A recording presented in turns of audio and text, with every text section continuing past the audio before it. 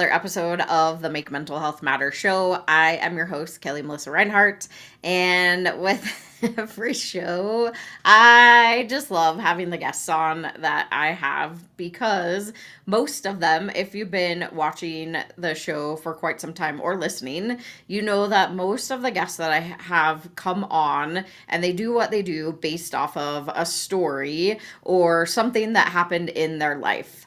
Or I bring them on as people resources, experts, those that want to share information with you because the more information we have, the better we can do. There's a saying that says, when we know better, we can do better. And I love that saying. But I'm not going to sit here and ramble on because that's kind of what I do most of the time.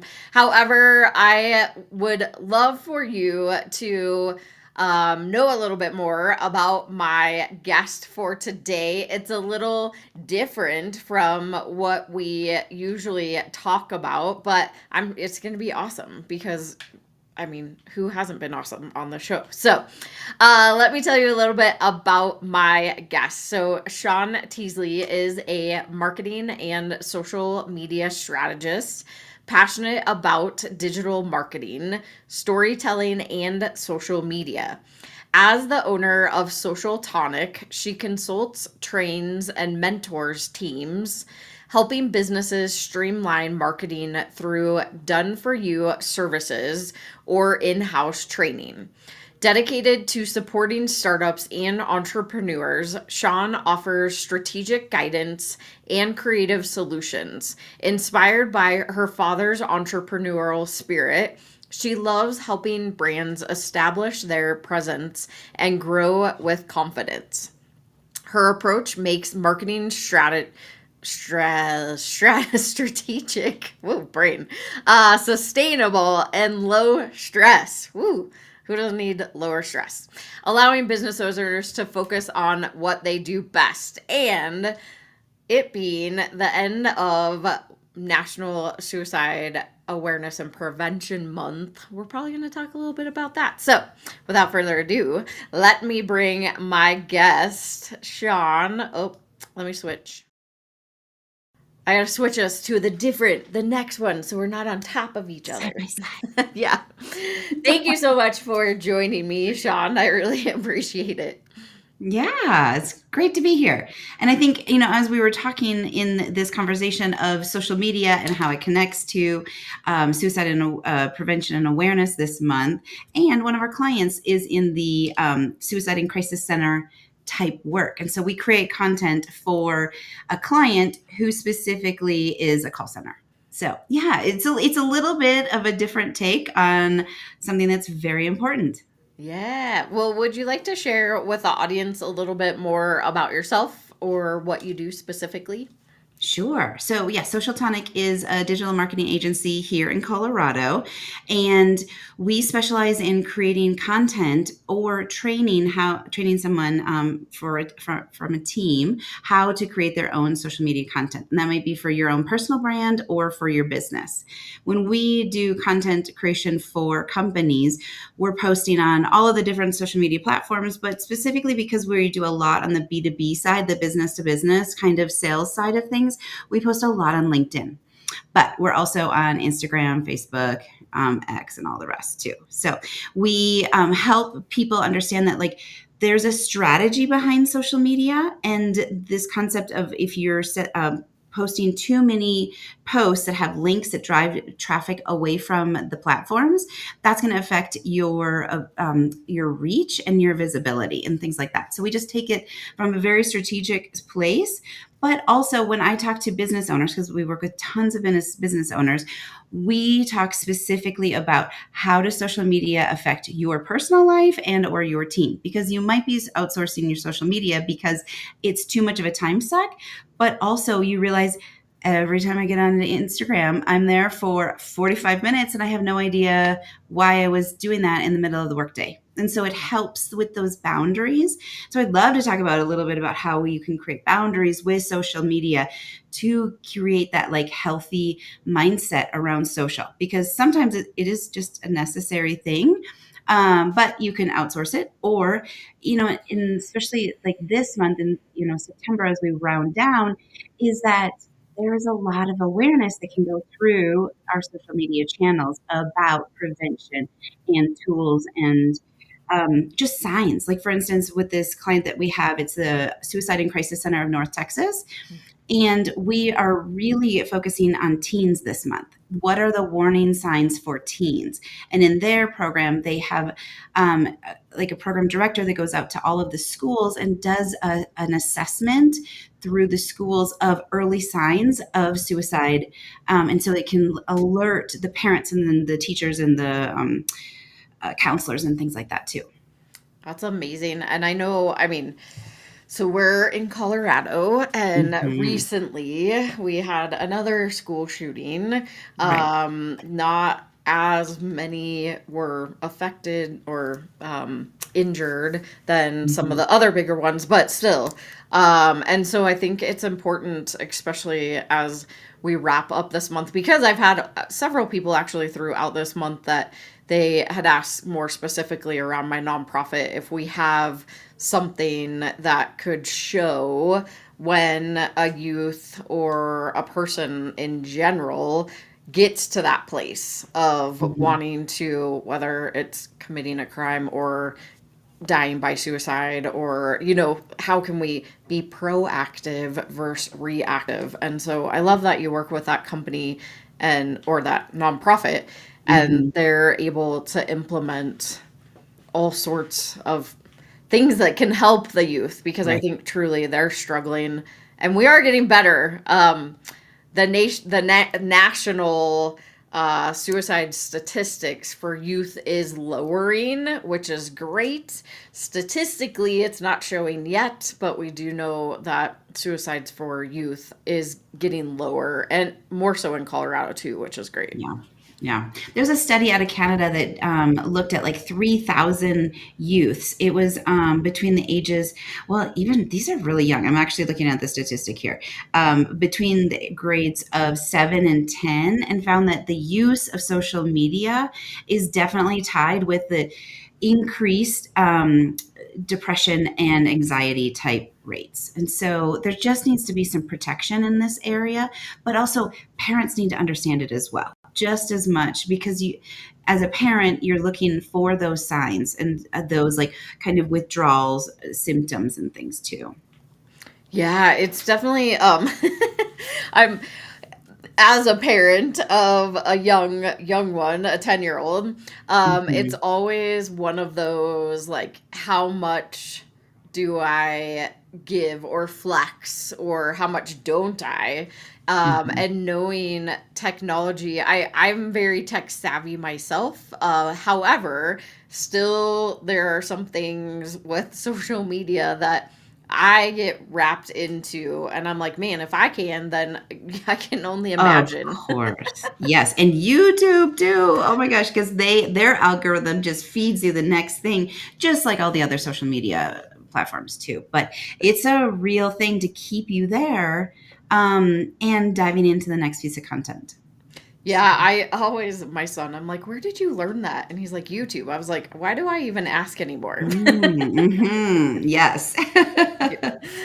Well, I know you talked about, and I am one of those business owners that I love to hate social media. Hmm. Yeah. I have been trying to be more present on LinkedIn, as that is business related. Hmm. But I also am one of those people that hates the, like, constant direct messaging, and that is never a Hmm. marketing strategy that I would ever use personally, because I hate them. So why would I do the same thing to other people?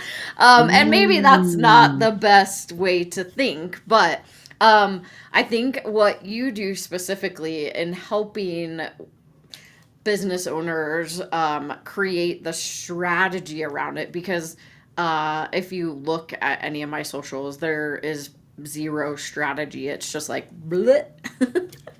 Yeah. Well, and I mean, I'm not saying yes, but that's common. That's very common in general. But I think one, I always start with business owners and I say, here's the permission to do nothing. Like, let's just put that on the table, because if you're stuck thinking I should do something first, like that's not a good place to like grow and build something from there. And then let's figure out what's a sustainable option. And I always talk like, let's look at just one, maybe two channels max. Because once you start adding like 5 or 6 plus YouTube, all of a sudden the overwhelm is easily something that can set in. And then you're like, okay. And then I totally need a scheduling software to be able to handle that entire lift of placing social posts across all those different channels. So first I always just say like, let's just go with something that's sustainable. But in that strategy piece, it's looking to see like, where is it that your ideal customer or your the people who want to consume your content, buy from you, and lead into more potential on business opportunities, where are they spending time? Because Instagram might not be your best place. So by looking at that strategy piece up front, and then also saying like, for instance, we don't post on Instagram because we are more of a B2B type agency. And so we have a presence over on Instagram. And then it says, if you want to see more from us, hop over to LinkedIn. That's where we're most active. So you can do something where and we have this with many clients where we just post like once a month. So it shows that we are still an active business. But again, find us over on the channel that we're most active on as well.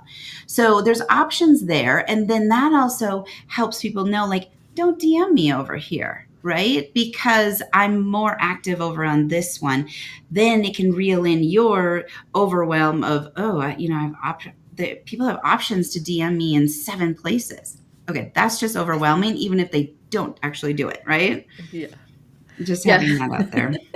That's definitely, and I love, so LinkedIn to me, and I'm like so fascinated by all of this, right? But I think that's just because I have been doing, for the most part, my social media myself. And then I get really busy and you don't see much. And then I don't get very busy and then you see a lot, or there's just a lot happening. And it's one of those moments that you're like, oh, I have to post this, or, oh, I got to post this. And then you're like, oh crap, I didn't post that. And now it's like, I don't know, a month later and you're like, well, I guess I could probably go post that. So you can absolutely still post things late, because if you think about it, in the case of influencers, right? Like let's just give the example of a travel influencer who is backpacking or traveling around, Europe or something like that. They're not posting in real time, because they need to have something very curated, because they're producing content for, the hotel that they're staying at or the tour that they're on or something like that. And that just all takes time and effort to put that together. Plus, like, who wants to be in that type of time limit where you're so crunched in? So even I tell this to my clients all the time. If you're at a conference and you don't post for a couple of weeks afterwards, you can always say, hey, I'm just catching my breath after that conference, and I still value all the connections that I made. So here, I'm going to post it. I'm posting about it now because I don't want you to know that I'm forgetting about you, all the people that I met on the showroom floor or something like that. So absolutely, posting later is not an issue. And it also shows you as this active person. And we're all just, doing our best to keep up with everything in life. And when you give yourself permission and then do something in delay, it gives other people permission to say like, oh, I could do that too. And I could be more present while I'm at the conference. I love that. Yeah, that is, when you said that, I was like, bah, like my light bulb in my head went off, because it is, you're thinking about all these moments, these key moments. You got to take the pictures, you got to get the videos, blah, blah, blah, blah, right? But also giving yourself permission. And I kind of reflect on this with, and not that holidays, of course, like you want to post on the holiday, like, yeah, like, you want to post on those days, but sometimes I even forget the ones that I shouldn't be forgetting. And I also have this kind of weird, like, I don't know if it's conscious or unconscious, but like I don't like posting on the holidays. I don't know, that's so weird. It sounds weird in my brain, but it's like, do I really have to post on every single holiday? Like Happy Father's Day, Happy Mother's Day, Mm-mm. happy, right? Like Yeah. all of the every single day I feel like is a holiday. Yeah. And I mean, for you, obviously, like earlier this month on September 10th was World Suicide Prevention Day. So that's going to be an important one. That's where this like scheduling software comes into play, because you could say, oh, a couple of weeks in advance, you make that post and then it's going to be scheduled on that day and you don't have to worry about it because you're like, oh, I already did that a month ago. That's going to be, going out on time. But also, like, just in our US culture, everybody sends out Christmas cards. It is like an influx of things that come in, right? And so what if you just started celebrating Thanksgiving as your holiday? I actually started doing that with my Christmas. Like, I moved Christmas cards to Thanksgiving because it just felt like everybody's getting so many. Now, do I adore the Christmas cards that come up? Yep. And I display them in the house. And, I actually make at the end of the month, I pick my favorite Christmas card and then I text that person. I'm like, you won my best award for, cutest Christmas card or something, right? Like, that's not something I post on social media, but like, it's just fun. And whoever wants to enjoy that holiday, they should. But the pressure of like Father's Day or Memorial Day, maybe that's a tie-in for your business, then go for it. But if it's not, and I would say, in your space too, Mother's Day might be a hard one for many people. So taking and honoring, hey, we may not have all had great moms, but we had probably a woman or two in our sphere of influence that did care for us and walk alongside of us. And let's honor that person today. Or if you've struggled to like become pregnant and things like that, let's honor that, because there's a lot of things that come with these different holidays. Yeah, and that's I think putting the strategy right behind like what does it Hmm. look like. And I love the idea for Thanksgiving. I actually just popped into my head. I was like, I mean, we live in such a space of gratitude and Hmm. acknowledge like how much that can help your mental health of being grateful. So that sounds really cool to even do the cards more towards Thanksgiving versus the holidays. But also I think Hmm. it in front of, so as a business, right, like it puts you kind of in front of people of like, oh yeah, I could donate to that nonprofit before the end of the year. So Hmm. there's also that strategy behind it, but I think Right. um I think that's a cool little idea. I have a question that was popping up into my head. We're gonna go to our first quick sponsored break, and once we get back, I will ask you that question. So we'll be right back after this quick sponsored break. Have you ever felt completely alone? Like your life doesn't matter. One person dies due to suicide every 40 seconds. You are not alone. Call the National Suicide Lifeline at 988. Hope and recovery is possible. 1 in 8 people globally live with a mental disorder. That's why empowering minds saves lives. We need your help. With only $19 a month, you help us save lives through mental health and suicide prevention education. Scan the QR code or go to makementalhealthmatter.org to sign up as a warrior for mental health today. My name is Adriana Morrison, host of the Health Revolution TV show. Join us Tuesdays and Thursdays live, 10 a.m. Pacific, 1 p.m. Eastern Standard Time, where our mission is simple: engaging conversations, elevating health and wellness, empowering transformation. Right here on the Achieve TV channel on E360 TV. And like that, we're back. If you happen to be just tuning into the Make Mental Health Matter show, thank you for watching or listening. My guest Shawn and I are just talking more about entrepreneurs posting on social media, how to have strategy behind what you do to help eliminate or alleviate some of the stress and the pressure that we feel as we talk about social media. And something that you brought up that I thought was really cool is whether you, I mean, you can have a presence on all of the social channels, but you can post that, hey, if you want more information, find us on LinkedIn or find us on whichever platform you are on the most, which I think is really, really great, because then you don't feel like you have to post on everything. You can post those a couple here and there so that they know you're still an active business, but also it gives you a little bit more freedom to really focus on two platforms, or maybe just that one if that's something that you want to do. So thank you for that strategy. Yeah. And the Just question, lightening it up a little bit, right? Just yeah. not feeling so heavy around this topic. Yes, and I think that's very important. I was going to ask before we went to the break, what led you into wanting to do this work? So there were a couple of things.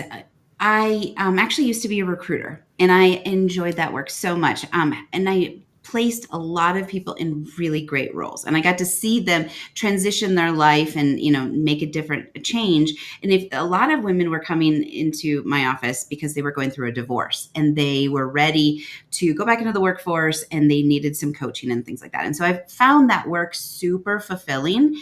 However, I didn't get to use creativity the way I wanted to. So that shifted, and I started my business almost 8 years ago. But specifically also helping women. I definitely work with men as well. But sometimes our voices, we are nervous to put it out into the sphere, right? Of, okay, what are people going to think? Are they going to think I'm too big for my britches? I love how Brene Brown talks about this kind of stuff, right? But how can I help women dial in their message and their story and tell it in a way that they feel supported and it doesn't feel as scary, right? To put it out there. So like walking alongside of someone and helping them in a very professional way and bringing our humble voice to it to help bring out their message as well. So, and I think, we were just talking about gratitude. That is a part of our strategy always when we start, because when we're looking at like your month of content and we say, okay, well, we want to make, X number of posts this month. If you're coming from a place of gratitude and like shouting out other people, it's seen instantly in the tone of what you're posting. And so that should just naturally be a part of what you want to be sharing. Because if we think about some of the negative pieces about social media, which there are plenty of them, but it creates this comparison mode, right? Especially like if you're posting your highlights reel from this amazing vacation and you went on a cruise, all of these different things, then people are like, wow, she has this amazing life, but it's truly just their highlights reel. And so if you actually create content that isn't going to push forward that comparison kind of mode, that's the type of authentic, grounded type of post that people want to engage with versus like, okay, she's got an amazing budget for travel, something, and then that comparison piece. So if you think of what you're posting as more of a humble brag than a like complete highlights reel, but then how it like affects you. Hey, I needed to take this vacation because I'm a business owner and it's been 5 years since I've taken a 1-week vacation. I can actually say that for myself, right? And so but this was a really big thing. This is a big step for me in building a team and allowing me to then take time off, right? And so it's shifting from like, let me tell you about the destination that I went to, hey, I really understand how important vacation and disconnecting from my business really is. Doesn't that feel different? Yeah, and a study popped into my head when you said that. I read this study that says especially mental health professionals, you need at least 7 days, a 7-day vacation to reset your brain. I think it's with anybody really, but Right. 7 days is what helps reset your brain. So just if you're thinking about a vacation, the mini ones Yeah. are good, but if you can like really get a vacation, right? And put the Right. phone away and put the social media away. So Yeah. That doesn't mean you're not taking photos and that you might post later, right? But it's just that you're not, you're capturing it and then you're present. You're capturing and you're present. yes, and that's what I I have some friends who I swear they take pictures of everything. And We all have friends like that. Yep. I'm like, I am somewhat that mom, but I am not that mom. And I'm just like, Mm, and then I have those moments that I think about even at that moment as I'm taking the picture. I'm like, what am I doing this for? And am I actually really present in the moment? And I've had those thoughts at points because I'd go back and I was like, oh, I wish I had a picture from. And then I didn't have a picture, and I was like, that's really interesting. But it's also in my brain, I'm like, that means that I was just, well, let's hope that I was just present in the moment. Right. And you know what a great exercise on that is to go back after a vacation and like clean up the duplicates or clean up photos that aren't important. And that can clue you into how much you were actually on your phone, as a little bit of a just a recognition, a post vacation recognition of, okay, I was on my phone a decent amount in order to capture this many photos, right? And I could do a little less next time. Yeah, that would be, I mean, I just want an ocean. I just want to go near an ocean. That's my next, As we head into fall, it kind of seems like that would be great, right? Right, yes. I am actually very excited for fall to come up because it's like one of my favorite seasons. And in Denver, even now, the leaves are starting to change here, which I was like, it's really early, I feel like. But anyways,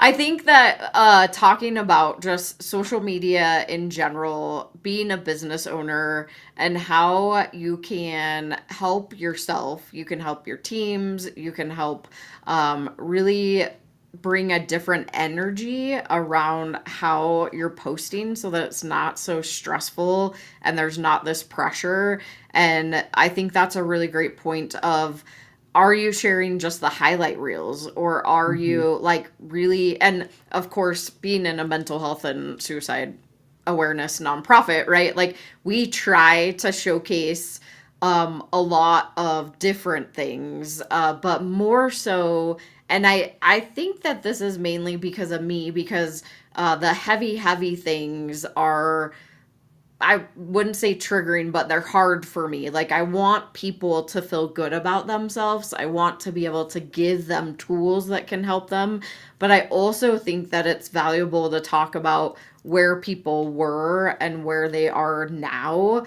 And I think when I used to do, I had a long drive to work, and so I'd just go live in my car all the time. And I'm generally not a person who cries in public, but for whatever reason, I'd go off on these tangents and I'd start crying. And it was like some of the things that people watch the most. So it is fascinating that when you really get real, you get authentic, and you genuinely, like you said, like you're in that space of gratitude, it really truly shows through the posts.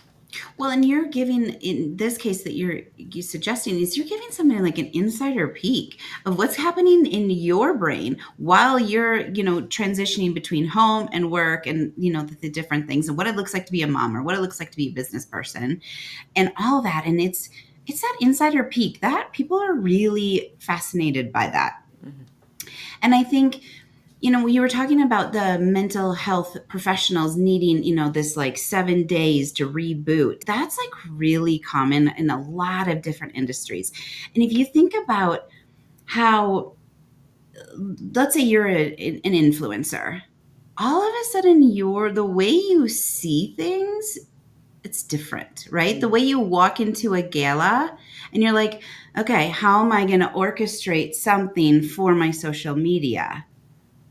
Those people need huge vacations too, right? They need time off from setting that up. And that sometimes is not authentic, right? Because they're trying to choreograph something versus just really being present. And sometimes it shows, and sometimes you're like, oh wow, that must just be how this person is when you don't actually know them, in off camera kind of work. So, but it's interesting how when you get really kind of sucked into social media creation for yourself, what that can look like. And it also, like, let's take your business, for instance.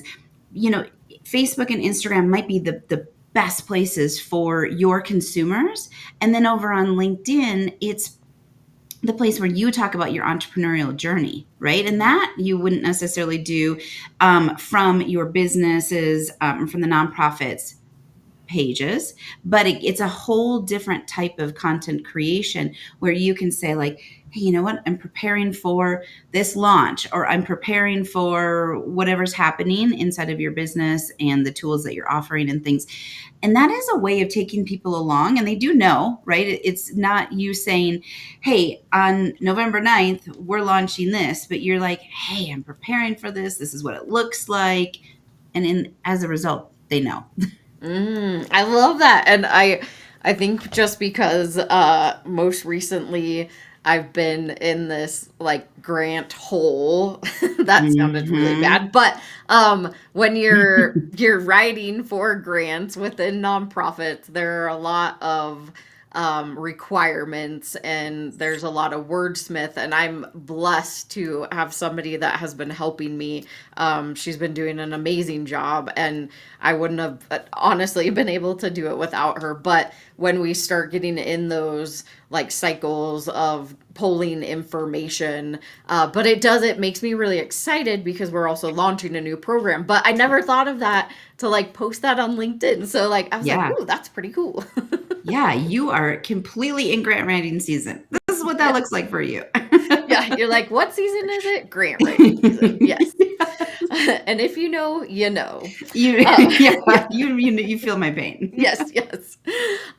So I have another question that is popping in my head, but we have to go to our last quick sponsor break. And when we get back, I will ask that. And it's in alignment with the influencers. So we'll be right back after this. 1,917 people die daily from suicide globally. I lost my middle sister, Carrie, to a completed suicide on February 20th, 2017. How does Kelli, host of the Make Mental Health Matter show, impact lives? Number 1. Awareness. My story, all over it, isn't unique. I am a domestic violence survivor and a recovering addict. For 14 years, I was in active addiction. And because of Kelli and the work that she does and the opportunity to have my voice heard, I was able to stay clean and sober and have hit a year. I'm still here. And if it wasn't for Kelli answering my call the day that I thought I was going to take my life. 2. Conversation. I'm curious, and I know that I've heard a lot in the BIPOC community, it is very hush-hush. It's like one of those things that you don't talk about. Like you literally feel like it's not a conversation you can have. So can you talk a little bit more about that? First, shout out to Kelli, because I'm glad that she asked the question. I researched you before I went on your show, and I saw how real and authentic you were. And I just appreciate the question because it is different, and we have to have tough, courageous conversations. So yes, I always say I'm a triple diversity threat. I'm a Black woman with multiple disabilities. Now, I'm not really a threat, but to other people, I may be, because people fear the unknown and what they're uncomfortable with. Number 3. Education. Kelli's passionate commitment to mental health awareness is a beautiful thing. It's clear in her social media posts, it's clear in the resources that she puts together, and the activities that she provides. her collaboration with organizations, and the consistent way that she continues to deliver a message encouraging people to understand that they can share openly and to break the stigma around mental health. Kelli's topics cover children and adults, talk about things that we can do as a community, things that we can do individually, and her website is packed with information and resources and all kinds of contacts that you can use to reach out, whether you're dealing with something yourself or you're looking to help somebody else who is struggling. I encourage you to check it out. We're back again. If you are just tuning in to the Make Mental Health Matter show, make sure you go back and watch the whole beginning of this because you miss a lot. My guest, Shawn, and I are really chatting about social media, posting, how entrepreneurs, business owners, you can just rethink how you're posting to help eliminate the stress or the pressure. We also started talking about influencers, and I think you made a really great point, of course, because our gala is coming up soon. So I imagined that, and we're doing Dancing Through the Decades adult prom. And so I thought, I was like, I could just see somebody showing up in their the 80s attire and as an influencer, and they're staging things, but that was just in my brain. So maybe I was going back to those 80s shows of all the prom. When you want to live it up, right? Kick it up for the night and things like that. There's no harm in that. But if that is your consistent way of showing up, just check in with yourself on it. Because I think that the interesting piece is when we look at social media as a consumer and we're looking at our feed, there's this comparison mode that we can tend to go into. And freedom comes when you realize oh, my timeline and their timeline are just different. We might actually be the same age, right? Or we might be, our businesses might each be 8 years old or something like that. But it doesn't mean that should be progressing at the same rate. And so thinking when you are scrolling through, okay, my timeline is different than their timeline, and it makes sense that, it's just going to be different. Yeah. And I was almost thinking too, when you talk about influencers, and maybe you do or don't know the answer to this, but like I said, I have a 10-year-old that I'm like, what do you want to be when you grow up? And he's like a professional soccer player and a YouTube star. And I was like, oh, okay, well, we have goals. But I think that's where even kids today, right? They're like, I want to be a TikTok star or I want to be a YouTube star. And they think that it's easy, first and foremost. I know it's not. Yeah. So for the influencers that are out there, and I kind of also reflect a little bit on Justin Bieber. If you think about his being a really young star, and then it went into some really not great things, and now we're kind of seeing the repercussions and the actual things that are coming out and how that plays an effect. And I know there's probably been lots of other famous people, YouTube stars, influencers that have had similar experiences. It's not as glorious as it shows up on social media. So I think what you're talking about is so important for people to realize and understand how they can make those shifts. Yeah. And that's a great point, right? And we got Brittany, we have tons of experience or people that we can draw from their experience in this area too. But when you look at these YouTube influencers, the interesting part is they actually might be an introvert. Because they're at home and they're, filming it in their own space, which might not be the same as, back in 80s and 90s. You had to be out in front of people, and your introvertedness might have kept you at home, right? And so this is opening up a channel for other people to, depending on, their personality types and characteristics and things, to step out in that space. So it's not always bad. You're like, wow, okay. Especially if you know the person, you're like, that's really cool.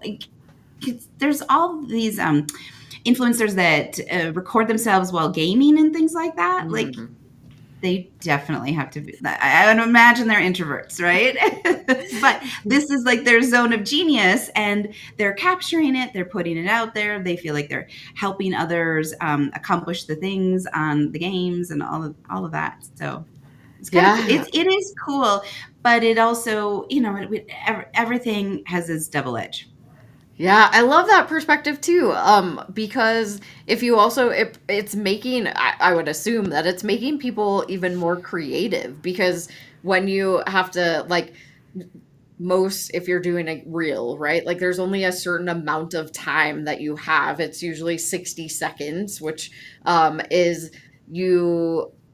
when you're in that space, you either have to clip things together and figure out how that works, or you have to get really good with your words, which is what I'm like, record, re-record, and I'm like, make it short, make it concise, make it make sense. And it actually has helped with my speaking, which I think, if you flip it that way, that's awesome. Yeah. Oh, I love that, because that leads into analytics. And so this is one of the things that I talk to business owners about all the time. Like, are you looking at your analytics to help guide you in next month's content? Because if you realize, like, okay, I have drop off at about 5 seconds of my reel, well, you're not getting it out fast enough to get capture the attention of the person to stay for another 15 seconds or something, right?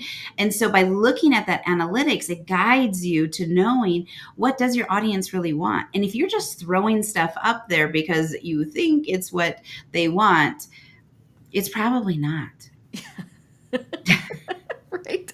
No, that's a good point. And I am not a data analytics person. I should be, but I do love that Facebook now, they boost posts and they actually tell you. So on the creator side, it shows you, hey, your content is now in front of a larger audience because you're creating effective content. And that happens fairly often on my YouTube or on my Facebook, which is really, really cool. I honestly, like, I don't know what that means specifically, like who they show it to, but I'm like, okay, that's cool. Yeah. There's a big analytical side to that. And that's when you start putting up content in those first 2 months, it's really important to look to see, like, okay. And then all of a sudden, if you have a jump in followers, then to relook at it again, because that's going to be a different mix of people. Yeah, it's definitely, it's become more data driven, at least moving to the creator side. I should probably spend a lot more time looking at it.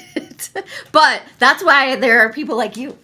Yes. Or, I mean, just tasking that to your virtual assistant or something like that too is a really good way. And I was on a podcast a couple of months ago, and it was all about delegating. And so the things that you don't get around to, or the things that you procrastinate on, delegate those out, right? If you continuously don't get to looking at the analytics, if there's somebody on your team that you can ask for them to do that for you, then it's going to get done. And you're not going to have that mental cloud that's like, I should be doing this. No, it's already getting done because I delegated it. Yeah, I know. I need those people. Yeah, we all do. We need somebody to come alongside of us and, be there. And that's a part of the entrepreneurial journey that's sometimes lonely. Yeah, it's definitely, I mean, I feel like there's a lot of shifts that have happened, realizing that, one, at least for me, that I can't do it alone. But also that knowing data, knowing the finances, knowing where all these things lie in the whole ecosystem of the nonprofit space is really important. And I think for so long, I just was okay with being naive because I didn't have to worry about it so much. And I can just do the things that I wanted to do. But as you grow and as you scale, you just can't stay in that space. And I think that it's really cool how you can find groups, like networking groups, like we're in a networking group together, and that's how we know each other, right? And so being able to surround yourself with people that know how to do things better than you do, or know these strategies to be able to implement them, and knowing that, again, we're not alone in this, and there are a ton of people that are experts or they specialize in certain areas, and we can delegate, but we can also utilize even this information to shift our mindset around marketing and social media. And that just, I mean, for me at least, it makes it feel so much lighter. Yeah. The thing that's popping up for me is I want to go back to what we were talking about, like vacation and, creating boundaries and things. So I took a vacation. It was like the first time in 5 years where I really disconnected from my business, because I now have the team to be able to, to do that. And I found the first 2 days that I was on my phone and I automatically went to my email app. It was just so like repetitive, right? And so that also might be you on Instagram or you on Facebook. And there are apps out there that can help you with that. There's one that's called One Sec, and it just, you put the apps that are time sucks for you in, you flag those, and then it's a delay. It will open it for you, but it takes a long time, so that you think, am I supposed to be in this app? Like, it gives you that delay to think through it, which maybe you need on vacation, maybe you need every day. I don't know. But there are these tools that help you have these boundaries. I didn't end up using that. But once day 2 came around, I was like, no, I am not checking email. And my team knows I'm not checking email and things.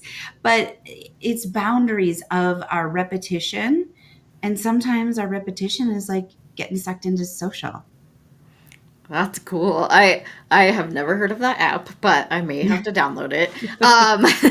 No, it's fascinating, because when I'm on like really bad connections or something and I try to go do something, I'm like, I'll just do it later. And maybe that's, I need to. I mean, there are times that I'm like, come on, work. Because it would only take me 2 seconds. But but then those 2 seconds turn into 10 minutes, 20 minutes, 30 minutes. Yep. I love that you brought that up too, is that I recently found an app. It's called Finch, but it's like a self-care app. You actually take care of this little birdie. And you like make it grow, but all that you put you put goals in there, like your daily goals. So it's like, do one thing that makes you happy, or mine are get out of bed with energy, or write out my 3 goals for the day, right? So like I have those in there, and then every time I'm able to check one off, it like gives them energy, and they get to go travel on these little so you take them from like a baby bird to a teenager to an adult eventually. I'm not there yet, but it's just fun to have an app, and then you can also add your friends, and you can do things together and change their anyways. So it's this whole app all about that's self-care. creative. Oh my gosh. Wow. I thought it was super cool. What's so great about that, and this kind of aligns with what we do on social as well, is that like when you can take somebody along on a story and you're narrating something, your goals are being narrated in this app that has a storyline to it. And when you can bring someone, there's more investment in curiosity and how are things going to end up. And I love that. Yeah, it's pretty fun, and it's probably one of those. I was like, "You need to download it. You need it." No, yeah, I have my whole family on there now. But that's cute. And I actually met one of my friends, shared it with me, and I was like, and that's how it happens, right? Is like your friends share information with you, and then it just makes you start thinking in different ways. And I do love those apps that take you along that story versus the time suck ones, right? I know that there are important things, obviously, that we have to get done as business owners, but being able to set the boundaries, which I think is huge. And I love that you brought that up, because when I first started my business, I had zero boundaries. I did everything all the time. And it wasn't until I got a business coach that was like, you can't work all the time because you're going to burn out. And so those boundaries are really important. But I think also creating the boundaries around social media is really, really important. And when you can add the strategy and you can add the content of being proactive versus reactive, and also not worrying about the timelines, I think that's such a great way to just start focusing. And I know that that will absolutely help your mental health. Yeah. And if you start creating content that is in this giving and education and non-comparison, all of a sudden, when you've done that for a couple of months, when you're scrolling through, then you can spot the ones that are causing you to compare, and it'll give you a different view. And you can kind of be like, not important, and scroll through, right? You're like, oh, I know what that kind of post is. I don't want to make that kind of post, or I limit that type of post. Yeah, those are really great. And so I'd love to, we have about 4 minutes. I'd love to, if there's anything else that you want to share, but also share a little bit more about how people can reach out or follow you. Yeah, I think, it's so interesting when I sit down with the business owner and we're starting to talk about their social media. I just really, how can I give you permission to not feel like you should be doing something or that you're doing something wrong? But we can look, of course, we can look at the analytics and we can do an audit of, hey, this is what, would shift things. But there's like no pressure here. And so if you're working on your social and you are looking for a mentor or somebody to train your team, look for the people who are just well grounded and also have boundaries about their social media. And you could just ask them, like, what's it look like when how do you use social media? If somebody were to ask me, I would say, like, I don't use it in the bedroom. Like, I don't use my phone at night in the bedroom because I need to break, right? And sleep is really important.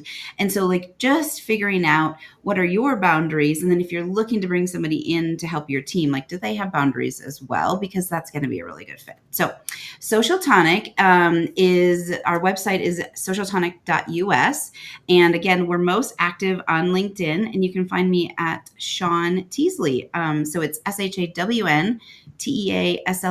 And I'd love to connect with anybody that has questions about social media strategy, want a consultation about what could work a little bit better for them. Awesome. And it's socialtonic.us, you said? Correct. Okay. I'm going to pop it up here and make sure.